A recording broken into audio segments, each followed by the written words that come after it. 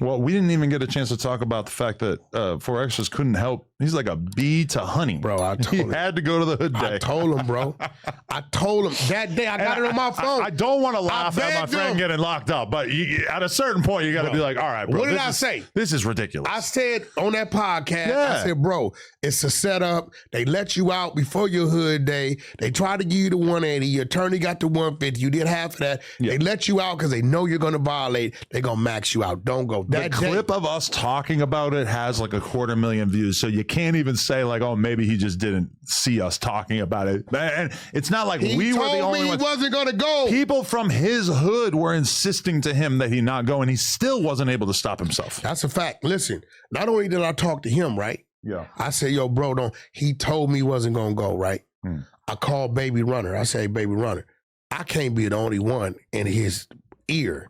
Yeah. Y'all from his neighborhood. He said, Wack, I've been telling him every day. You see where I'm at, right? So I called Pee Wee. But he don't count because he all in the video talking about why y'all messing with that black man. Oh, he was in the video? Yeah, he in the video talking about why y'all, Pee Wee, you on some BS, right? Shout out to my guy, Pee Wee.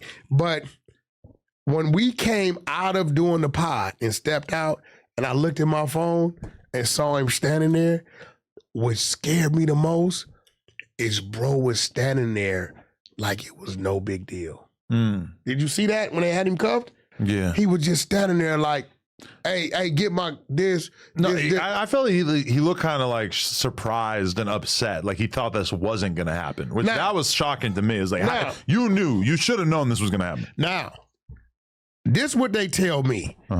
This where I got a bone to pick with him at. Okay. They tell me he was at another park prior to this park. Oh. Same day.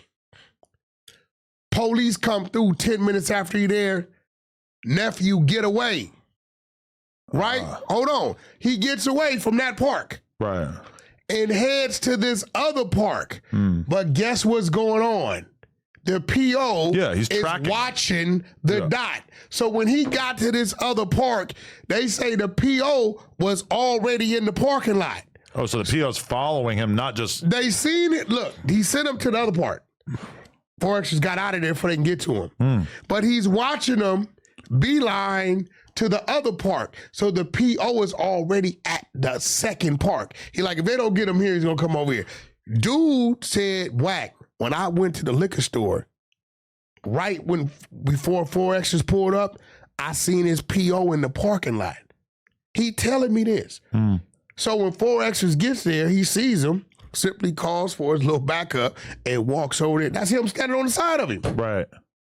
Did you see in that interview that we did, the one interview that we were able to get in while he was a free man, that he was saying, fuck my PO. Yeah, I heard all And that I'm telling him, I'm like, don't you not want to say him because this is basically the person who's deciding if you're going to go to jail or not? And it felt like that idea was so foreign to him, he couldn't even process that. I'm gonna be real, we all got a homeboy like 4Xers. Well, up until recently, I really didn't.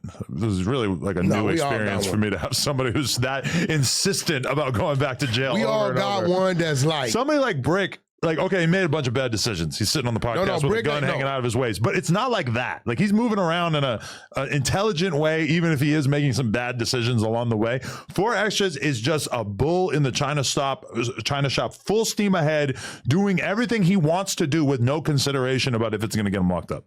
Well, now I'm hoping he maxes out June 1st. Yeah, I told you in our pod, I said, bro, it's dangerous. Yeah. Is he does this 60-day thing standing on his head. Yeah, you don't give a We're fuck. Under the 60. So remember I said every day that he's free, he cares less and less about what he's doing. Oh, I'm down to 47 days. I could, you know what I'm saying? And I'll be goddamn. When he came home on the 1st, it was out of 10 days. I don't even know. I think it was less than a week. Yeah, it was so. Because I did the interview with him, and I think he was locked up like 4 or 5 days later. Because we were going to run it back. Like, we had plans. He was going to go to the zoo with Traplo Ross. Nope, he's locked up the day before that was supposed to happen. Yeah, it's wild, bro. Yeah, it's